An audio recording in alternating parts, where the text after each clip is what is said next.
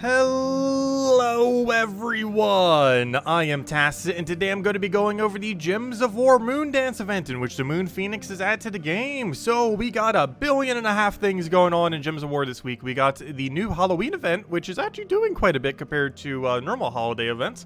Hopefully this will be more of a reoccurring thing. We have a new season going on of Season 7, and we have ourselves a new faction coming out this Friday, so many things going on. Let's start off with the standard thing, which is of course the new troop, which also brings in a new mechanic. So with a new season, we have ourselves a new type of power gem. This is called a wildcard gem. If you've ever played Puzzle Quest 1 or 2, you're probably pretty familiar with this mechanic from their past games.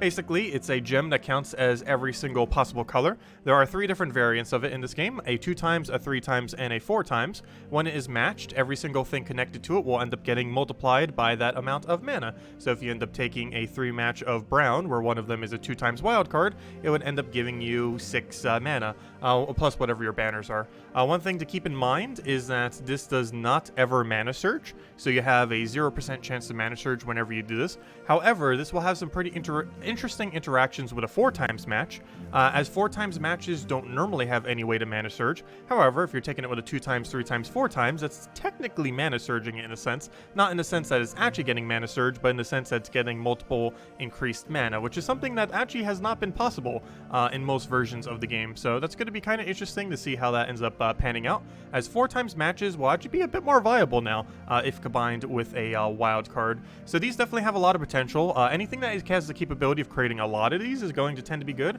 The big issue with creating a small amount of them without getting an automatic extra turn is the AI is going to end up getting, or the enemy is end up going to get some amount of value from it, most likely, which is kind of concerning. So similar to something like a shuffle mechanic, if it doesn't get specifically synergized with any capability of extra turning, unless you get really lucky and those wild cards just happen to land, you might find yourself in a somewhat bad situation. So do be mindful of that. They do, of course, appear from the sky for the entirety of Season 7. We also have a special amount of power gems going on this particular week, where we end up having Lycanthropy gems, Uberdoom skulls, and a new wildcard mechanic all happening, with the other 2 being related to the fact that it is Halloween week, which I was right. They did add Lycanthropy for Halloween, which is awful. Luckily, its drop rate is so ridiculously low. Honestly, I haven't even seen a single Lycanthropy yet, though I have seen Uberdoom skull and wildcard quite decently. But Lycanthropy is supposedly out there too. But anyways, this thing has Darkstorm when a ally dies, and of course it has this new trait that a lot of things this season will be getting, which is a 25% chance to create 2 wild cards when matching 4 or more gems. This trait has a lot of potential to actually be pretty good as we get more and more options, particularly ones that have any capability of extra turning onto the board themselves. Because as I mentioned earlier, having an extra turn method to end up doing wild cards is going to be strong, and this by theory has to be an extra turn, because the way that it triggers is specifically off of an extra turn, so it'll still 100% of the time be on your turn. So this mechanic on better troops will actually be pretty good. On this particular troop, it's pretty underwhelming, unfortunately. However, there are a lot of future troops that should be getting this that are going to be pretty decent, as the capability of their ability having more board control will end up making this even better when synergized with other options, and also just having a better ability. Obviously, this thing itself, pretty bad. However, it is the first example of the mechanic, and we will be getting more into the future. So, as far as the event key drop table, we do have a Silverglade event, which is somewhat relevant to mention. It is a magic-based kingdom, 1 of 5 within the game. So, of course, if you haven't gotten to 10 star yet, definitely a good idea to do so.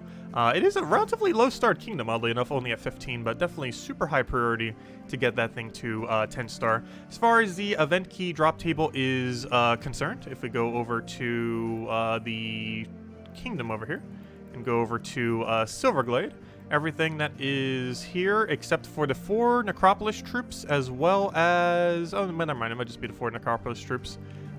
Everything here except the 4 Necropolis troops are available from the event key drop table. As far as spending event keys here, it's probably a pass overall. There's a few like okay options like Christine, so it's kind of off meta these days. And Elspeth has some really weird gimmicks. But overall, it's probably a pretty skippable week for event keys, unless you specifically, if you have like 0 mythics and you need 1 copy to get it 10 stars. That's probably the only instance where I would say to maybe use some event keys and hope you get lucky in finding a mythic. Otherwise, I wouldn't really bother opening any event keys, as the drop table is pretty underwhelming. As far as mythics are concerned, Queen Aurora's an okay pickup. It's a weird mana accumulator, but Overall, nothing really too high priority to end up accumulating from this kingdom. So overall, a great skip week in that regard. So next, let's kind of mention the Halloween event. So we do have a special Halloween event going on right now, which for the first time ever actually has 2 Battle Crashers going on simultaneously. We're getting quite a few things for this. On Wednesday, we're going to be getting a new Halloween pet, the 2021 one. Of course, we got the 2021 from last year, last weekend, if you didn't already get that. And the 2021 one's this Wednesday. Aside from that, we have 2 Battle Crashers rolling around. One of them is Keeper of Souls, who will give you just 50 souls, so kind of meh in that regard. However, the other one's kind of interesting in the first instance we've rarely had of this. So the other one is, oh gosh, I already forgot its name, but basically it's that thing, whatever that thing is. He has a name, but I can't remember off the top of my head. But basically, that thing, whenever you kill it, you end up getting one of these. So you get this, the Devil, which is, of course, a tarot card. We don't know exactly how this will be accumulated in the future, but at this current moment in time, the way that you end up getting the Devil is during this week, if you kill that one troop that we just saw as a Battle Crasher, it will end up giving you a copy of the Devil 100% of the time. The way that he works is he can be found in PvP and Explore, which means Explore is probably the best way to end up getting him. I did it for about like 5-10 minutes just with, you know, standard Dust Devil quick kill, and I got a copy of him. The chance of getting it decreases as you get one per day. So after you get one, the chance of getting a second one is lower. And then once you get 2, the chance of getting a third one's even lower than that, and so on and so forth. However, this resets every single day. So whatever your chance was, let's say you find 2 today, and then tomorrow your chances will be completely reset back to the initial rates. So essentially, given that you're going to be needing around 6 copies of this thing to ascend it, of course, and also for one other reason, the weapon. But since you're going to need about 6 copies or so of this thing, you're going to want to ideally do 1 per day. Of course, this event lasts for 7 days for the entirety of the week. So if you do about 1 per day, you're pretty much going to be good to go. And that will also allow you to reset the chance of being able to accumulate it back to the highest amount of chance, so you're not grinding as much. So if you want to do it as efficiently as possible, probably throw down like a Rowan quick kill or a Dust Level quick kill on Explore, or even just do Explore normally if you just want to do some Explore 12. And just do that for like half an hour or less, and you'll probably get a double copy every day. Might even take less time than that. It took me less time for my first copy. However, that's not enough data to really know how long it takes. Maybe I got really lucky, I'm not sure. But it definitely seems like it probably won't take more than an hour, I would assume. Probably closer to a half an hour if you just do a quick kill Explore, as it seems to be weighted evenly everywhere from what I could tell. So yeah, just this thing. You can also technically cheese it by using a blue orb on it to get it maxed. However, there is a reason why you might not want to. We will be going over Soulforge a little bit more in depth later this video. However, just to briefly mention it now, of course, we do have a new weapon. This requires you to own 5 copies of the Devil, which is why you might as well just get 6 and ascend it naturally. Do keep in mind, if you're not using a blue orb on it and you are sending it based on copies, do not forget to buy this before you ascend it. This weapon is super cheap compared to what a normal mythic weapon normally costs. As you can see, normally like 1,000,000 souls and a bunch of other resources. However, this one's super cheap. It's only 10,000 souls, 100 gems, and the only thing you really have to accumulate are the 5 devils. So a lot easier to obtain. This is basically like Essence of Evil and Mirror, but with no mana accumulation, which is probably going to make it pretty bad. It's a yellow, red, purple, but it inflicts all negative status effects onto an enemy of choice, and all positive status effects on yourself. So obviously that's quite a bit of a status effects, but it's also really high mana cost with a no mana accumulation attached to it, which overall I personally feel like this weapon is going to be relatively bad. However, I would advise still getting it, as it's pretty cheap, and the Devil shouldn't be too hard to end up accumulating. And theoretically, even though it's not advised to, you could technically get all 5 copies in a single day, though due to how the increased or the decreased drop rate is, you probably want to do it 1 per day or 2 per day. Yeah, this weapon, just make sure to get it before you ascend it, because if you do something like ascend it the second you get 6 copies of it and then forgot, oh, I didn't craft this weapon yet, you're going to need to get a whole another 4 copies, meaning instead of getting 6 copies to basically finish the event, you're going to need to get 10. So do be mindful of that, and make sure to buy this weapon once you hit 5. Also, one thing to keep in mind, your copies shouldn't be consumed. I don't think we have 100% confirmation on that, though I'm like 99% certain your 5 copies of the Devil will not get consumed when you end up crafting this weapon. Though I cannot with 100% accuracy confirm that, though I am near certain that is the case. But yeah, you don't actually get your copies consumed, so when you do that 5, you'll only need 1 more to get the Ascension on it. And at the end of the Halloween event, we will be having, well, during the campaign Halloween event, we're going to be having special, though we will be going over that too, daily adventure board. We will be having a special one on the left every single day this week, and it will be ending with the new troop, that Battle Crasher, that you end up getting the Devil from. So we'll be getting that troop all the way at the end on Halloween itself. which actually works out quite conveniently. But yeah, so we'll be having that all week with the new troop coming out specifically on Halloween. It might even come off of the Halloween adventure board, if I'm not mistaken. Or not the adventure board, the Halloween calendar thing, because we get a free one, and that free one is likely that legendary. So yeah, just a free copy of Legend coming up. Kind of like what they did last year in that regard, where we end up getting that 50% undead start. But this time for a different troop, of course. Anyway, so other things that we got going on. Ward event. So ward event, pretty straightforward. We have magic. Magic's always great to see. Only magic, though, so no skull damage, even though there are a few skull options from this place. As far as the rooms to do, this is a pretty straightforward week. All you have to remember is Moon Phoenix, the one that has the special icon, is the best room to do, and the worst room to do is Halal. If you remember that and just do it based on rarity order, you're going to be perfectly fine. So Moon Phoenix kind of breaks that a little bit, but it has a special icon, so kind of easy to remember. If you see that, just take it. It's the highest priority. Then it's just rarity order, and the only other thing to consider, because there's two underneath ultra rare that have difference. Salal and Dark Knight, if I'm not mistaken, should both be under ultra rare. However, Salal is worth less points, so ignore Salal. Do Moon Phoenix every time you do it. The rest is just rarity order. Pretty straightforward. Slightly more complicated, but as long as you go by that, that's best, that's worse, and then rarity order. You're going to be good to go for the event. It's a Silver Glade restriction. There's a few decent damage options that you can end up doing with spells. Anything that's AoE, also Life and Death. Also, if you don't have Life and Death, this Tuesday, you can end up getting it. With that being said, let's actually go and mention the things that we have going on this week in this regard. So Tuesday, we have a very extremely relevant faction. We have Silver Necropolis. As many of you know, Silver Necropolis is probably the best faction in the entire game. Not because the faction is good, but because it's the day you get Life and Death. If you do not currently own Life and Death, you want to get it tomorrow, mark your calendar, mark everything, 21 hours, 10 minutes. Well, by the time this video goes up, that's going to be a different amount of time. But whatever your time says there, make sure you go get Life and Death tomorrow. It is available for 1 day and 1 day only, and that is when that timer hits 0 and the faction event starts for Silver Necropolis. This thing's only available like maybe once, twice per year, probably about twice per year, and it is one of the top 10 best weapons in the entire game. You probably see me using it literally every Guild War in existence, just because Weaver Life and Death is so absurdly good. Also, Weaver's still a discount in Soulforge, by the way. I'm not sure this is the final week for it, but if you still haven't accumulated it, it's still on half discount. So not only is Weaver available half price in Soulforge right now, but Life and Death is too. So you can end up forming Life and Death Weaver team with everything that's available this week.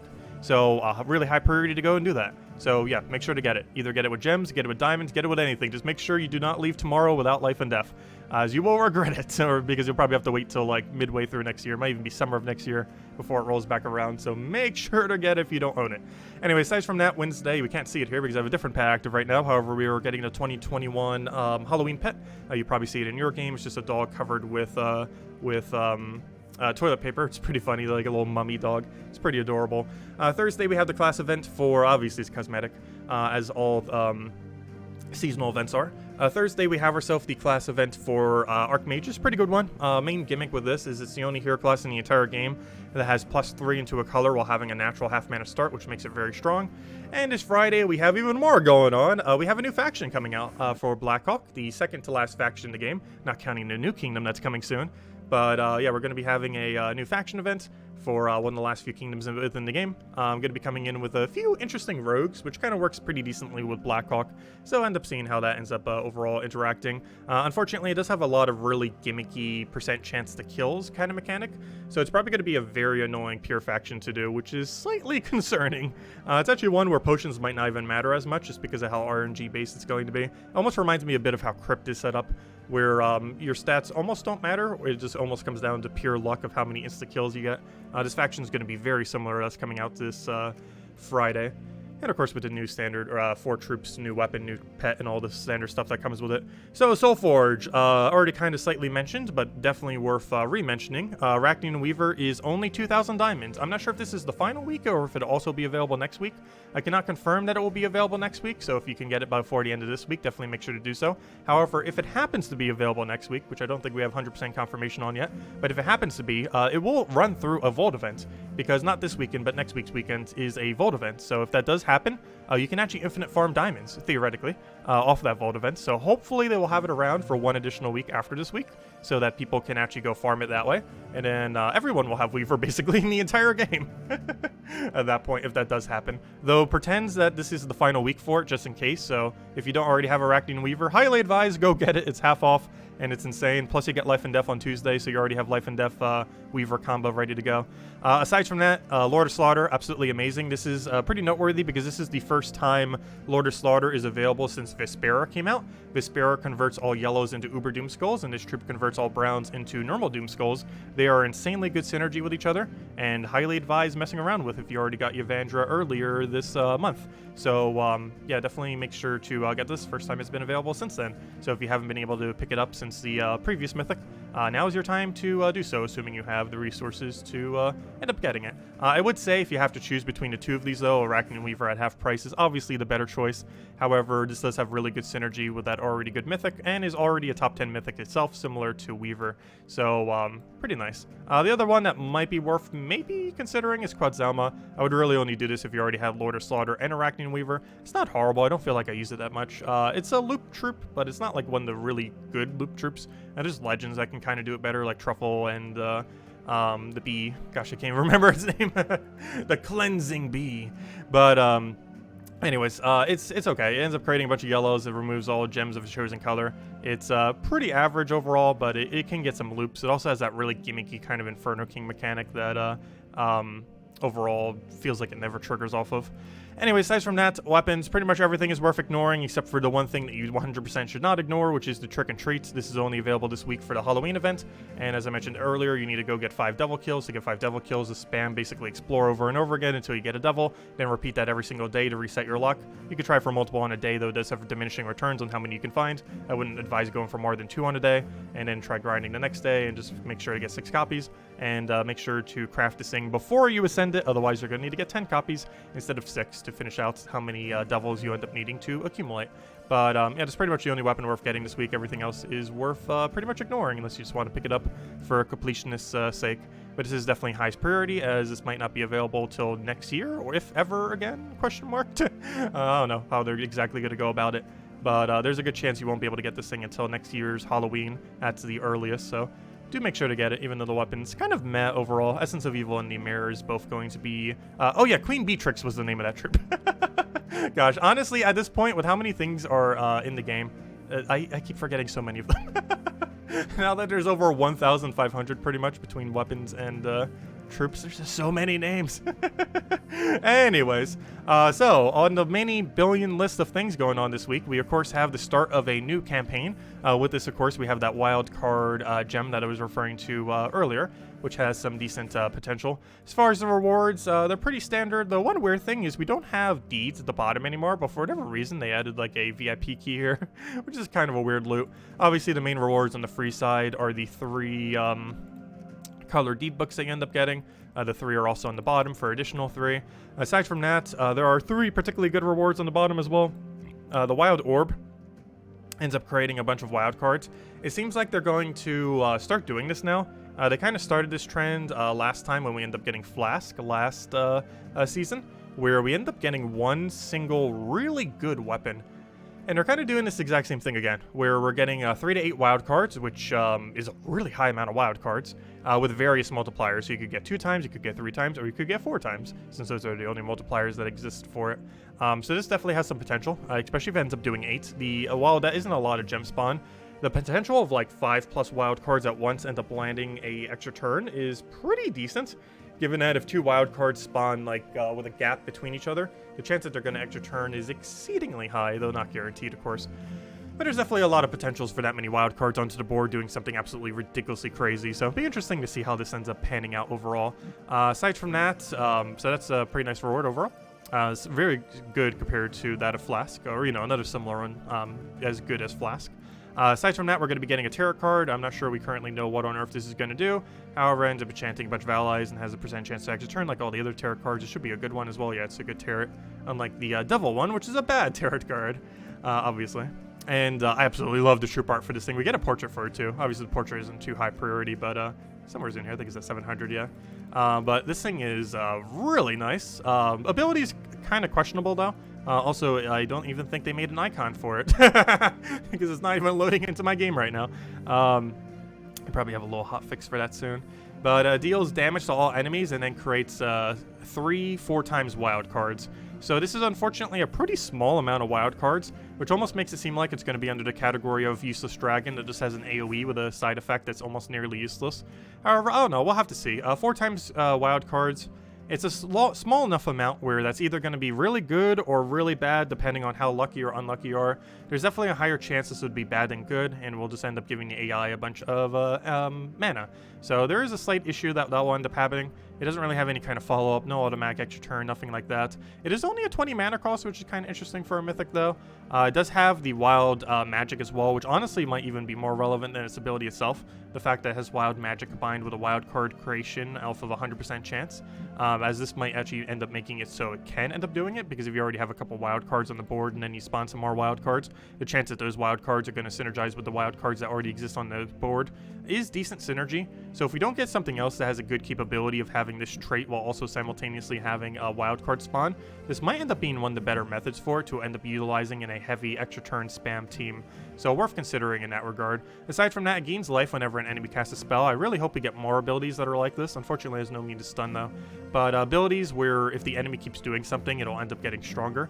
Definitely need this on defend teams, as obviously infinite loop teams don't really have much of a counter. So if we eventually get something that can like freeze the enemy team whenever the enemy casts a spell, or silence them, or anything more beneficial than whatever the other effect was. I think we got one that would like, what, Death Marks disease? I can't remember. There's some troop that does a status effect to a random enemy based on their what they do, and this one gives it life. Hopefully we'll see a lot more of this mechanic into the future, as it's a great way to try to counter out spell spam teams.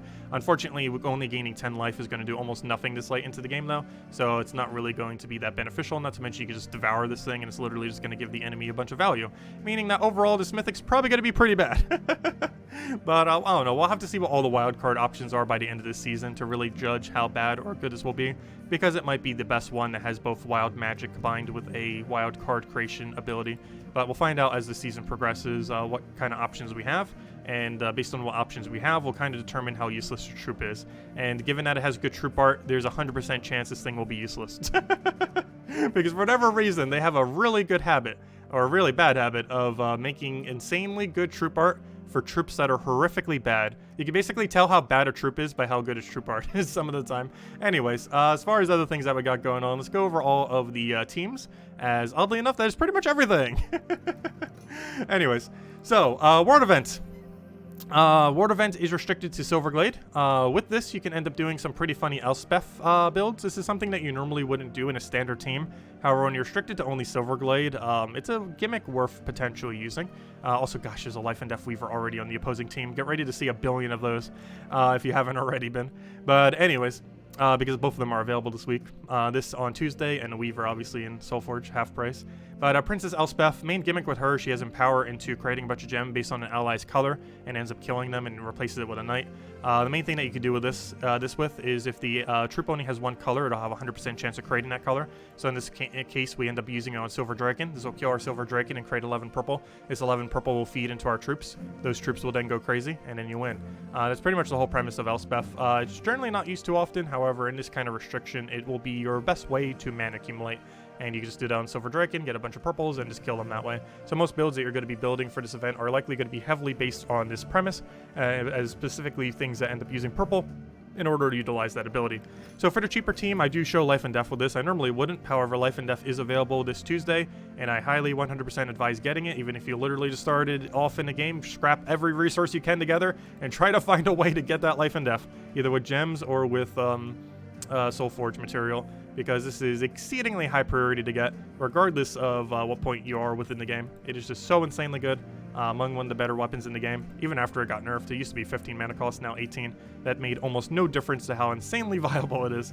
And a similar premise, this uses Silver Maiden as your tank. You can use that other brown purple as your tank as well.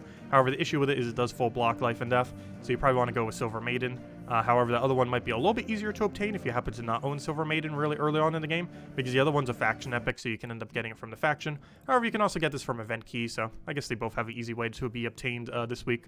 But the other one's super easy because you can end up just getting off the Tuesday faction, just off like 90 gems, I think, or something, to end up getting the one copy of the epic. So whatever way you want to go about it, but either of the two that have the capability of gaining durability, the brown-purple one that ends up doing it, or the Silver Maiden, would both end up working out pretty well. This one just happens to use Silver Maiden. Same premise.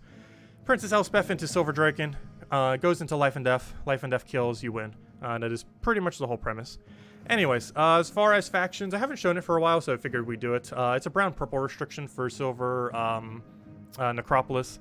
You can end up doing a standard gargoyle build. I haven't really been showing gargoyle builds that often, however, they've still been just as viable as they've always been, so I figured we show one for once, given the restriction kind of works for it, for brown-purple. The main premise that they tend to do is using either Mang or Earth's Fury in first slot, followed by 2 gargoyles and a mana accumulator. Depending on the mana accumulator, really depends on what the color restriction is. Since the color restriction also includes purple, you could just use Thrall, you could also use Leprechaun, you can also use whatever other option you want. But the main premise is gargoyle ends up getting benefit from attack. You have some kind of way to gain a ridiculous amount of attack that scales based on the enemy stats, and then you kill them with double gargoyle cast. That's basically the main premise, and you just kill them out with gargoyles, and you just keep spamming that to gain some of their mana back. As far as pure faction, you end up going Bone Golem. This was the troop I was referring to earlier. This is the other alternative that you can use for the cheaper option. It doesn't have barrier, but it does have Deathmark spam onto the enemy, and it also has a durability of gain off of armor, also gaining a little bit of attack. Though in the other event, it won't matter as much gaining attack. However, in something like a pure faction, it will a lot, because that will allow you to kill them a bit quicker.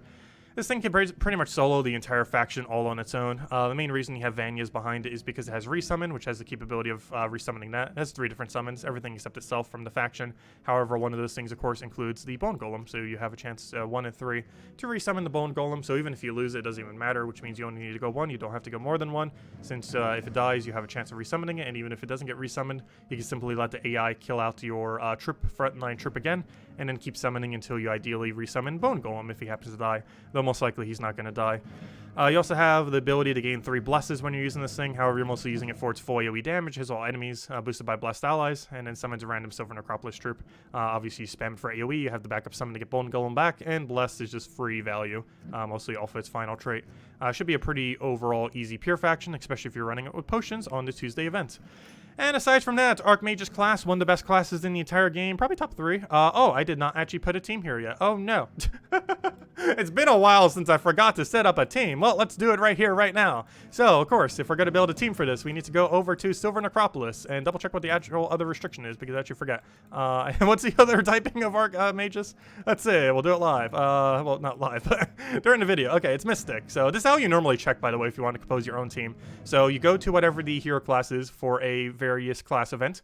You check what the restriction is based on what the kingdom is and what the typing is. In this case, we have to specifically use Silverglade from Mystics. With that information, what we do now is we go over to troops and now change the restriction to what we just saw there. So we change it to Silverglade and then to Mystic. And then whatever shows up is what we can use as our team. So if we click, not that, if we click to Silverglade, and then we click to Mystic, this will now show everything that we can use for the event. This will also show on the Thursday event itself. However, if you want to build your team prior to that, this is how you would end up doing it.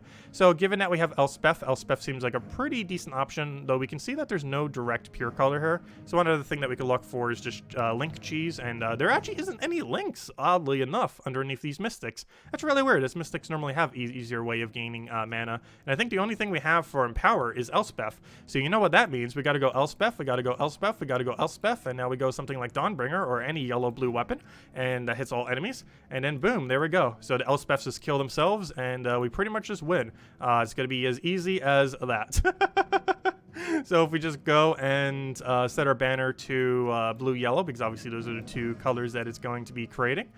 We just set to one of those banners, and yeah, we're pretty much good to go. Obviously, we want to change our class to something other than Archmagus, maybe something like a Frost Mage, seems kind of good here. And there we go, now we have a team. Elspeths just kill themselves, starting from the bottom and working your way up, and then you just win. And you just get all your mana for Dawnbringer. If you don't have Dawnbringer, you can use any other like yellow or blue full AoE weapon, and you'd be good to go. And that's all you'd have to do for the class event for Archmagus then. Oddly enough, it doesn't use any purples, despite it being like the most heaviest purple option in the entire game, just because you don't really need to use the hero class itself. That's one funny thing about the class events too. You don't actually have to use the hero class of the class event for the class event. You're allowed to use any hero class you want, which I've always found kind of funny, because you gain class XP for a class you're not even actually using in many instances. Because very few class events is the class itself actually viable for, which is kind of funny, with a few exceptions. Like last week with Titan, it was actually pretty decent. But anyways, guys, I think that will wrap it up for now. So we got a lot of things going on this week. We got the entirety of the Halloween event. We got the Season 7 start. We got a billion things falling from the sky between the wild cards. Oh yeah, we never did show the wild cards. I guess we'll go show that just real quick. So hopefully we could find it decently quick. I'm just going to go to explore here maybe with Rowan, I guess. So we'll go with like a Rowan build. I need something with explosion, which is why I mentioned Rowan. We should be able to find it within a single battle, hopefully. So maybe we'll even start with it on starting board. We did not. The one single explosion will hopefully get us one. So there's the new wild card ability.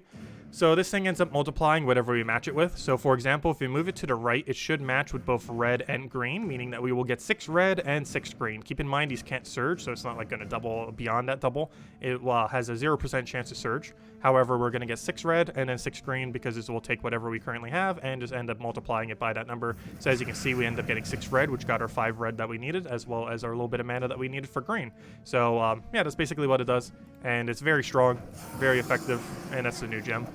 During this week, we also have Uber Doom Skulls falling and Lycanthropy. However, the chance of getting wild cards is going to stay the entire season, of course, as well as their rate is quite a bit higher than the other two that are only around for Halloween week. But basically, that's what those do.